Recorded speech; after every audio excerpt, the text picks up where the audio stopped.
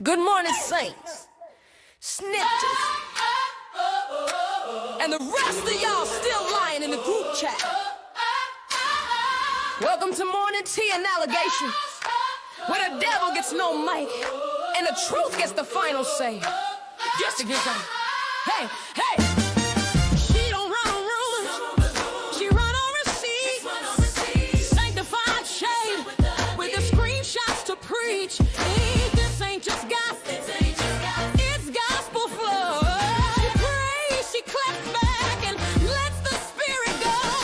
Bible in one hand, the dark's in the other. She speaks with fire, can't silence the truth. Hosted by Bianca, the snitch with a mission. Calling it out, cause our children deserve better. Morning tea and allegations, pouring truth with no hesitation. Accountability in rotation. This is gospel education. Transparency is our foundation. Integrity leads the conversation. No rumor, no speculation. Just facts, receipts, and revelation. Morning tea and allegations, where faith walks bold through shady temptation. No fake tongues, no false relations. Just truth, conviction, and conversation. Morning tea and allegations. Snitches on the airways. Known again, yeah. Snitches on the airways. Morning tea and allegations. Snitches on the airways. Good morning. Yes, indeed. Good morning, good morning, good morning, good morning to you.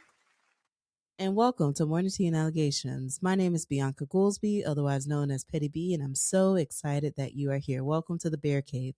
It has been a lot. I am thankful for the love and the prayers and just the support during this time. And just thank you for uplifting me and my family as we navigate grief, as life is life and people are continuing to people, but God.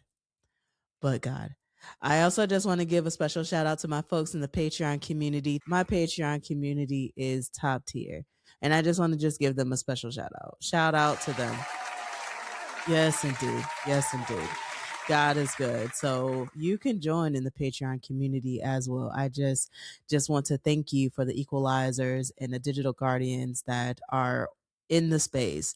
Patreon is my safe space where I post things that I don't publicly post on the internet and things that I post on my blog, on my website. And you can see all of that at www.biancagoolsby.com and subscribe so that you can get access to the different things that I'm working on doing and get access whenever I go live.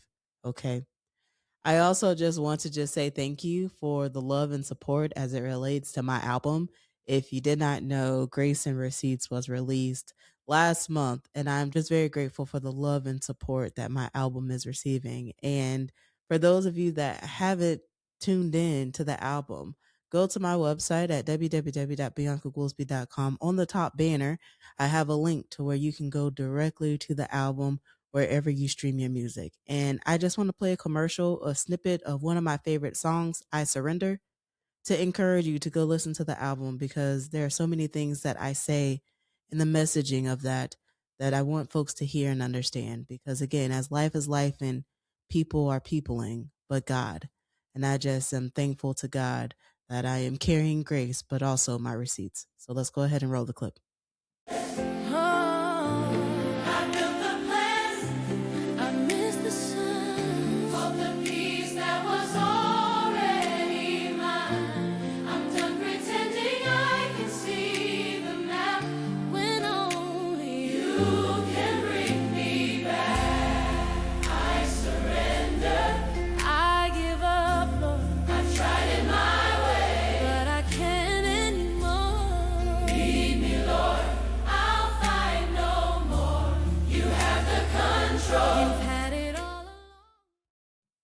So yes, indeed, you can go stream my album wherever you listen to your music.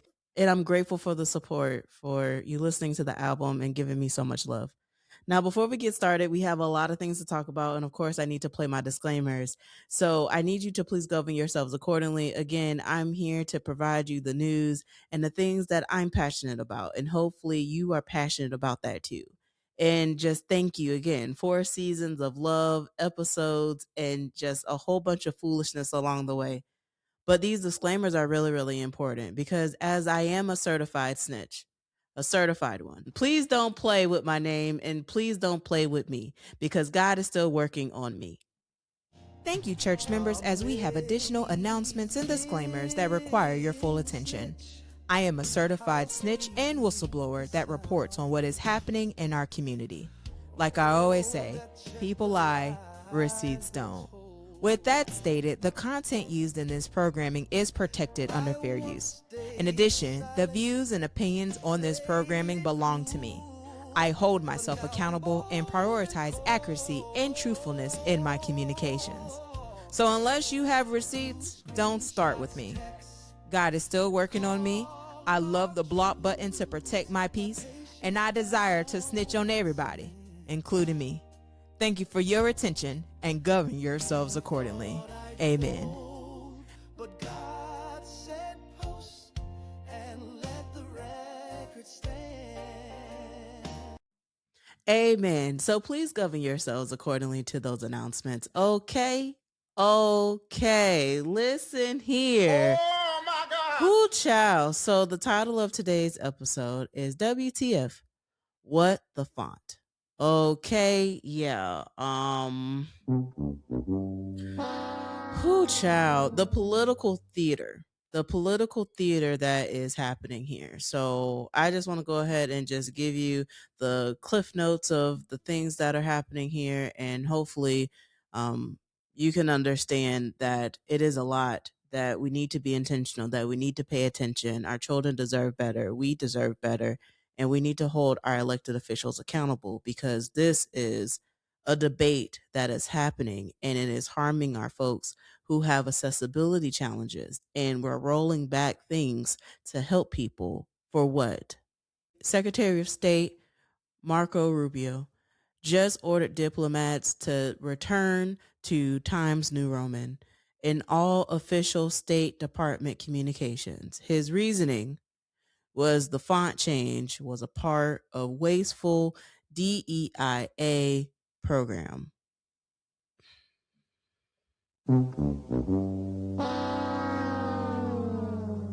Yeah. So let me share my screen so that you can actually see the difference between the fonts. And I want to know what y'all think because it is kind of important for you to just kind of see this and recognize that we're talking about accessibility. So we have both of the fonts here. And just by looking at the fonts, okay, for those of you that are on the podcasting side of things, again, I recommend that you come on YouTube so that you can actually see my screen. And for those of you that are in my Facebook family, you have 30 days to see this video before Facebook takes it down. So again, your best bet is going to be YouTube. We're going to have a whole YouTube challenge to get our channel monetized, but we'll talk about that later. But I want you to look at these two fonts, and I just want y'all to let me know, what do you think is more accessible for people to read just by looking at it? There was a bunch of research that went into making the default font what it is. And it ties into universal design principle. As a graphic designer, a web designer, and a digital strategist, this is right within my wheelhouse. It is really important that we are picking the right fonts and making sure that it is accessible. So it's important that when we have politicians and elected officials that are like, hey, we need to restore decorum and professionalism, and we're talking about fonts, that we are reading the room, that we are recognizing what is being said and what is not being said, folks. This isn't about fonts. It's about erasing diversity, equity, inclusion, and accessibility initiatives under the guise of tradition. The Trump administration has weaponized DEI as discriminatory equity ideology, and now even typeface are casualty in the culture war. It's really absurd because on the surface, we're fighting over fonts. And there are people that are not going to be able to afford groceries or even gifts for their children.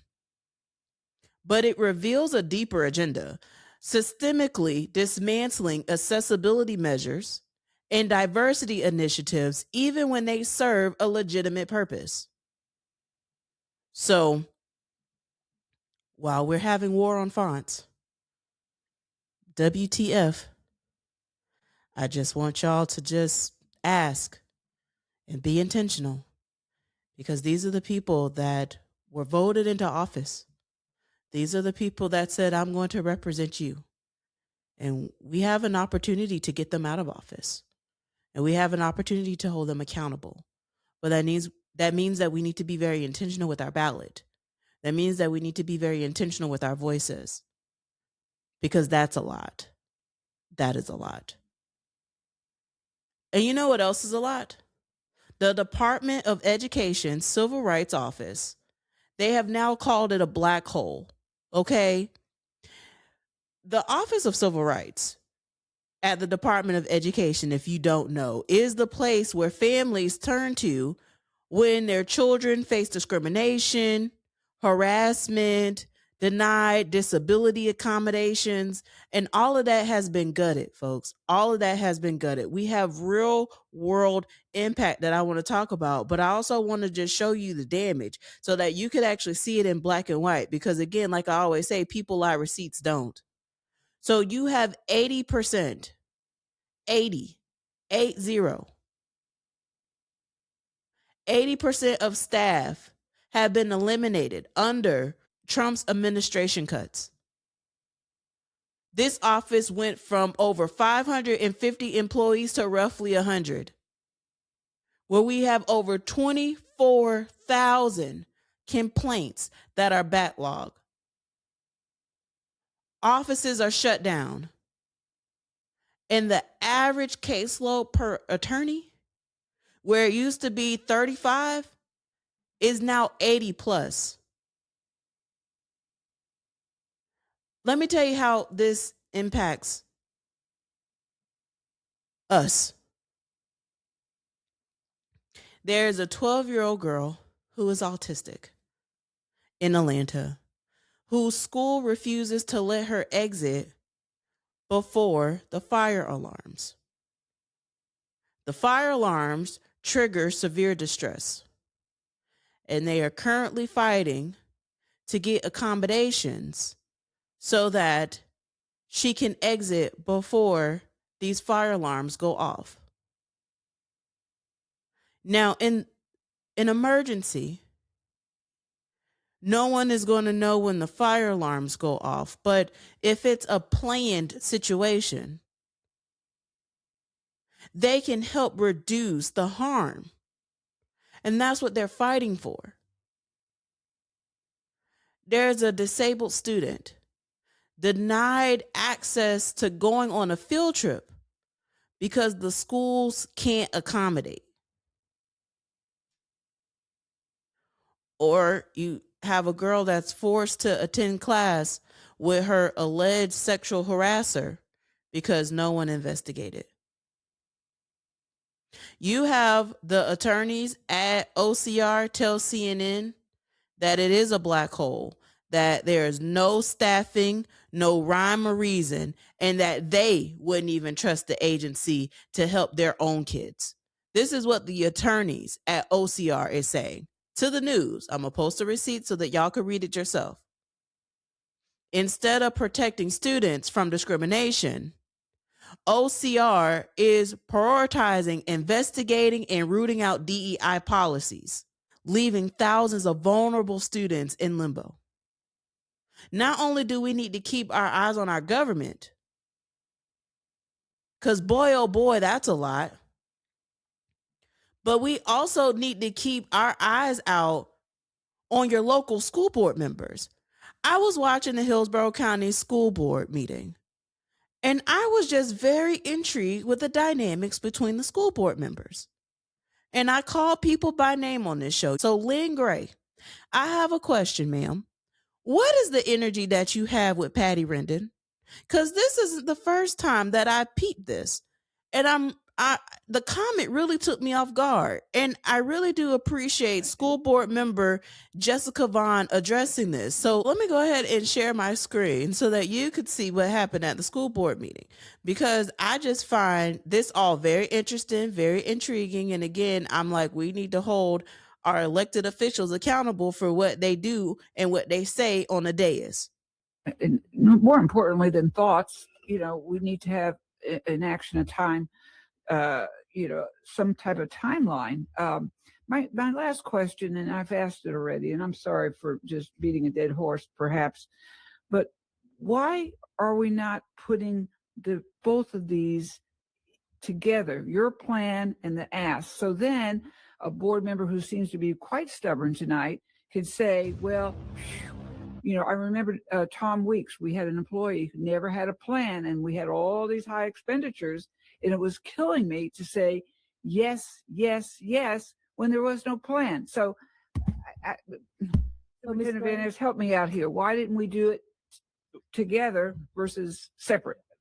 I'll try to answer that. Okay. I think what's important when you look at this contract, it does not mean that we will spend the amount of money that is projected in the request. This is an opportunity that we have to bring this resource in. Obviously, if we can't fill these positions, we're going to spend this money.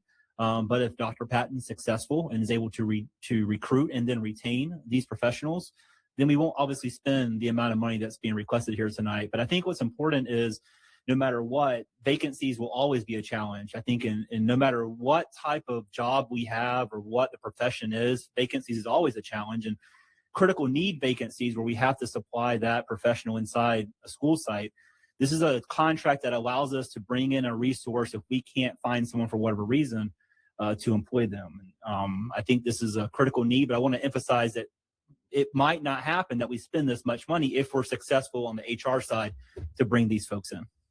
And also, just adding on to that, hear you loud and clear around a plan and then agenda items that are coming forward. So, message heard. Message is heard. All right. But I still stand firm because I've had the same scenario in front of me, only different outsources year after year. And I guess I can't seem to do it again. Thank you, Madam Chair. My comments are finished. Thank you, Member Gray. Member Vaughn. Thank you, Madam Chair. I do feel like we have this conversation repeatedly over and over again, and it's kind of like what comes first, the chicken or the egg. We can't afford necessarily to be competitive in pay, and then we start to lose those critical positions, and then we have to outsource them to make sure we can provide the services.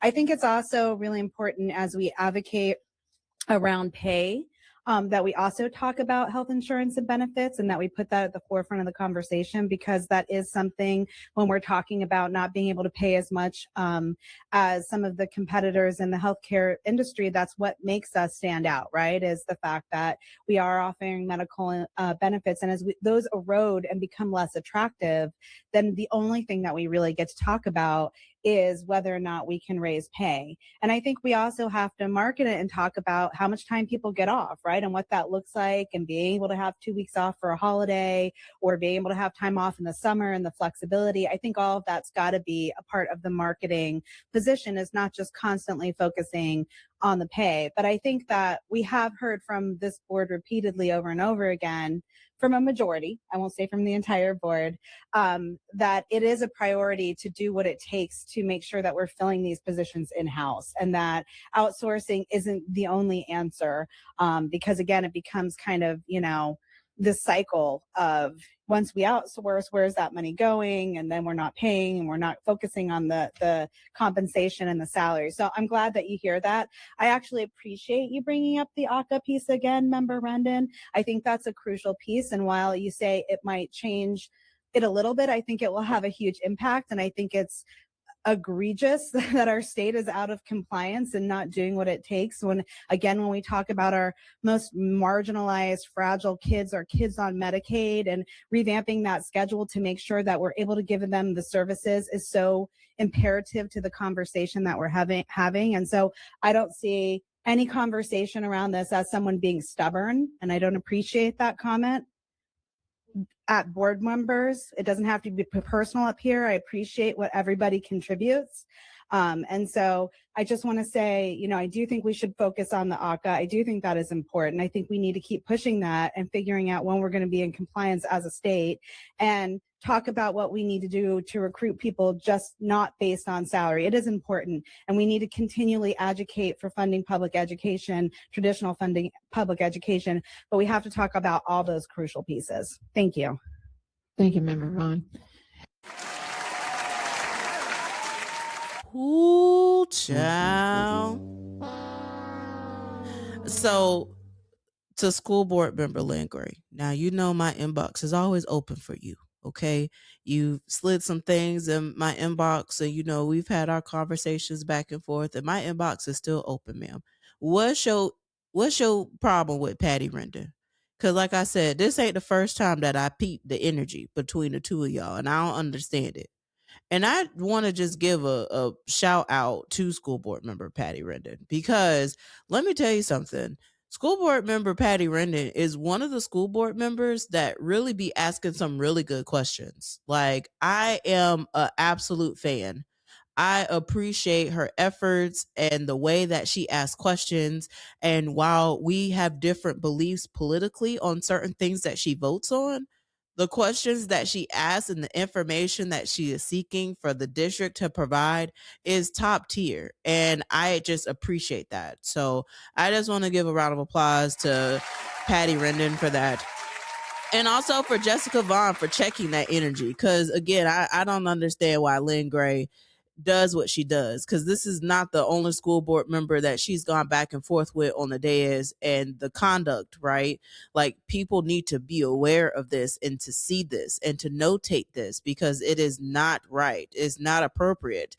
And I just wonder, Lynn Gray, my inbox will be open for you, ma'am. Okay. I am truly intrigued. What's tea? Okay. What's tea? Because we have some questions. We have some questions. Okay. Okay. So educators are speaking out more on social media, and I want to share some clips of some things that I saw on TikTok. The first video, you're going to have to read the screen. And for those of you that are just listening, I'm going to read it for you so that you can understand what's happening. The background of this is an educator that is sitting in her classroom, and unfortunately, the students are not paying attention, not being intentional with the lesson that is being presented. So they have decided that they just needed to back off, and it hurts them to deal with this. So let's go ahead and play the video. It says, "Today, I backed off being a hands-on teacher for the time being. I have been struggling with students talking over me and not listening to instructions. I'll spend hours putting labs together that they refuse to read or listen instructions, so I'll spend all day repeating myself. They always have something to complain about and lack motivation. I've redirected and retaught expectations hundreds of times. I've sent out more parent emails in the past 10 weeks than I have in my last 4 years of teaching. The kids don't care. The parents don't care. To save my sanity and mental health, I've decided to pull back on how much I care. So I'm putting a pause on labs and direct instruction and having them do more reading, watch videos, and do simulations. And it breaks my heart. Here's to hoping it gets better." Now it has in the background music playing and just the children just talking about just random things. And because of the song that's playing in the background, I did mute the video, but I will link the TikTok so that you could see it directly from this content creator who is asking for help and support. This is what's happening in our classrooms, folks. And so I need you to be aware and be very intentional with what's happening in our classrooms. I need you to be aware of what our educators are saying, what our bus drivers are saying, what our support staff are saying as it relates to what's happening in the classroom. There's a lot of people talking about it, but they haven't experienced it. Let's go to the next one.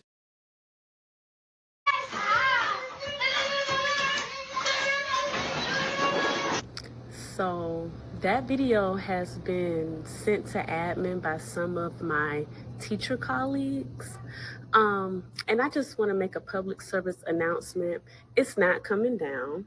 I'm going to continue to post about my experience. And if any employees or admin have an issue with it, then let's come together so that this issue doesn't happen. Because the issue isn't me posting my experience. The issue is the fact that I'm not able to teach my curriculum-based lesson due to the behaviors and the lack of accountability that has been presented. That's the issue. And make sure y'all continue to run the likes up, run the views up. Yeah.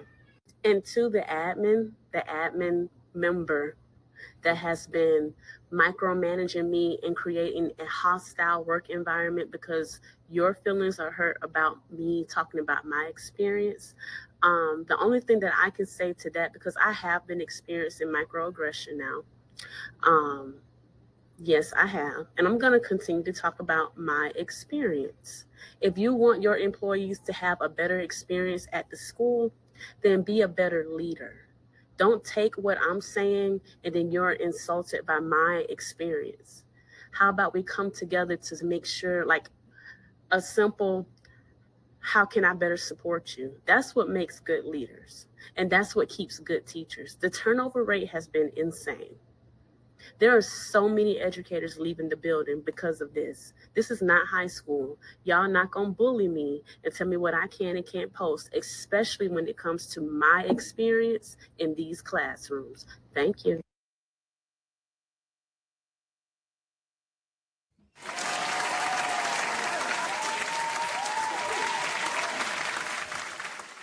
There are more educators that are speaking out about their experience, and they should. They should continue to speak truth, and they should continue to show and highlight the things that are happening, keeping children safe as they do that. Because people do need to see what's really happening. And on this programming this season, I have highlighted studies that have been conducted that have talked about the behaviors in our classrooms and how it is becoming more and more violent.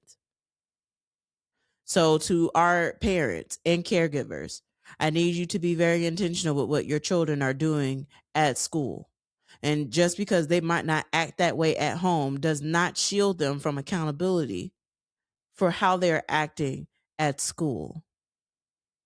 And for our leaders, our educational leaders, where we know what the issues are, and some of it is due to us being overworked, undervalued, and we have state legislation that continues to defund and strip resources away. And while all of that is happening, don't gatekeep, don't gaslight, and don't retaliate against people that are speaking up because you don't want to taint the school's image, or you want to protect your ego, or you want to say, we need to keep everything that happens in this house in this house. Absolutely not. Speaking of new studies, a new study was published that focused on the concentration of our children using social media. And I need everyone to hear me really, really good when I talk about this. The researchers studied 8,300 children ages 9 through 13 years old for 4 years. Let me say that again just to make sure that you understand who is being researched and what was being said. The researchers studied 8,300 children ages 9 to 13 years old for 4 years. And let me share my screen so that you can see the findings.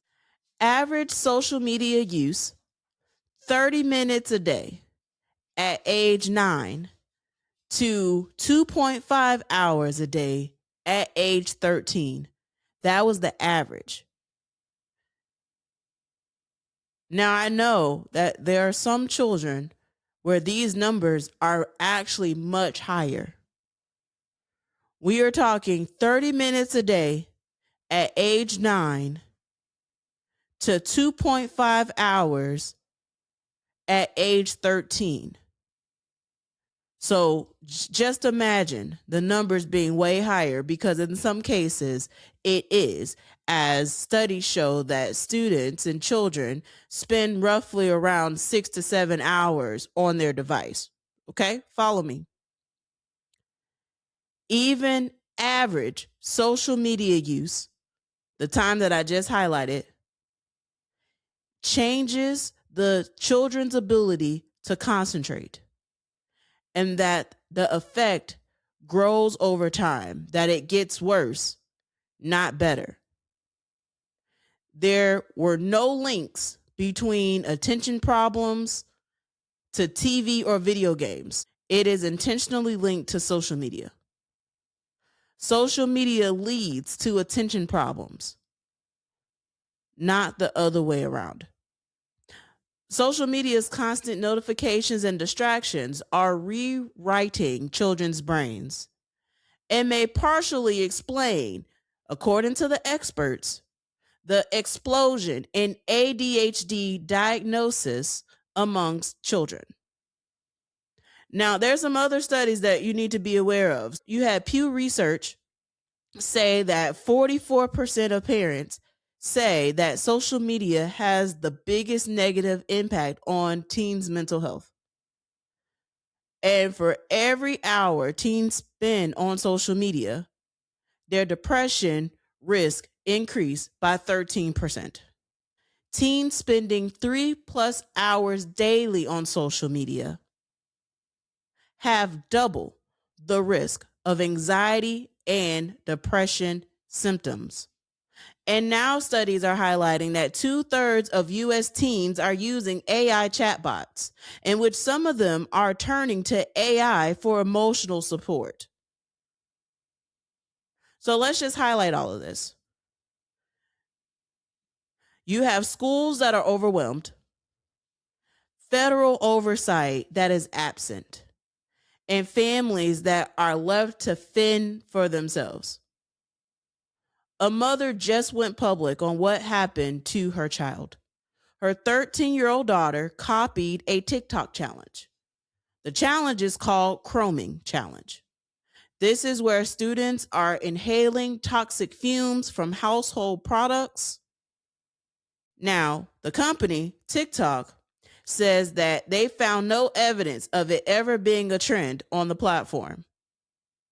But the family found 2 deodorant cans in the girl's room. They found her reposted videos, and they found her dead. This has been happening for some time now, folks, and I'm going to share my screen so that you can see the video and you can hear it from another source, not just me. Welcome back, everyone. So it's a newer dangerous trend that appears to have started on social media, and it has parents and doctors concerned. It's called chroming. It's a new drug fad, and it is gaining popularity on apps like TikTok. Chroming is an online trend. It's a challenge that involves intentionally inhaling chemicals or vapors to become intoxicated, and it's dangerous. A 13-year-old in Australia died after taking part in a chroming challenge to sniff an aerosol deodorant. Teens also report inhaling fumes from nail polish remover, markers, spray paint bottles, air fresheners, and even gasoline. Inhaling these chemicals can cause long-term brain issues, heart attacks, seizures, coma, choking, suffocation, organ damage, or even death. Experts say talk to your kids about chroming. Be open and non-judgmental, but educate them about the dangers involved. Set clear rules about risky behaviors like chroming, and make sure your teen knows the consequences if they're caught experimenting. If you think your child needs support, consider having them speak with a licensed therapist or substance abuse counselor. So you might be thinking, this isn't new, right? Because using inhalants isn't. Huffing has existed for years. However, recent chroming challenges on social media have caused a renewed interest in this dangerous practice. Searches for chroming, in fact, spiked in May of this year, according to Google Trends. So definitely a conversation that you should have with your children. So just imagine the harm that is happening on these platforms and the dangerous trends that your children have access to, that our children have access to. And we need to be very intentional with what our children have access to. The Pew Research study that dropped 4 days ago tell us that 40% of our teens are online almost constantly. And that's not just a statistic, that is an epidemic. And when your brain is flooded with dopamine hits, you can't think critically. You see a challenge and think everyone else is doing it. But here's the thing, not everyone else is doing it. The algorithm makes it look that way. That's how these platforms work. They show you what keeps you scrolling. And what keeps you scrolling is things that are shocking and sometimes harmful. Meanwhile, 64% of teens are now using AI chatbots, and 42% of them are using AI for mental health support and companionship. Let that sink in. Nearly half of teens using AI are having emotional conversations with bots instead of humans because they feel so socially isolated from all of that social media. We have created a generation of children that are addicted to platforms that simultaneously are killing them and making them feel so lonely that they are forming emotional support bonds with algorithms. We are watching kids become addicted to platforms that are literally killing them while simultaneously making them feel so lonely that they are turning to artificial intelligence for friendship. Our children deserve better than this. And so I want you to be aware of how much time your child spends on social media and what they are doing and who they are connecting with. Also, let's keep the same energy for you and your devices too, because how much time are you spending on your device and what are you watching and who are you connected with? All of us need to have that intentional conversation. Are your children connecting with AI chatbots for emotional support? We have some very serious questions, and there is some very dangerous things that are happening on the internet. And in this season, I have highlighted so much of them. From folks that are taking innocent photos of children and creating AI porn of children, that's damaging. That's harmful, to children unaliving themselves because of the conversations that they are having with their AI companions. And one of which, a case happened right here in the state of Florida. So I am saying that it is important that you are mindful and you are intentional with what our children are doing on these devices, and also to be intentional with your vote. As I said in the beginning of the episode, W.T.F, what the font? While all of this is happening, you have elected leaders that are fighting over fonts instead of what is actually happening to our children in our country. Be intentional with your vote. Please be aware of your voter registration status. I need you to know, and I will continue to uplift every single episode from here on out. You need to know every person's name on the ballot. You need to know what they're running for. You need to know what the duties and responsibilities of that position, and if they're qualified to be in the position. Because we have too many people that are being put into the roles to lead and to serve. And our commander-in-chief has over 30 felonies, 34. And then with the Epstein files and the things that are being exposed and uncovered, where children have been harmed for years and people have covered it up.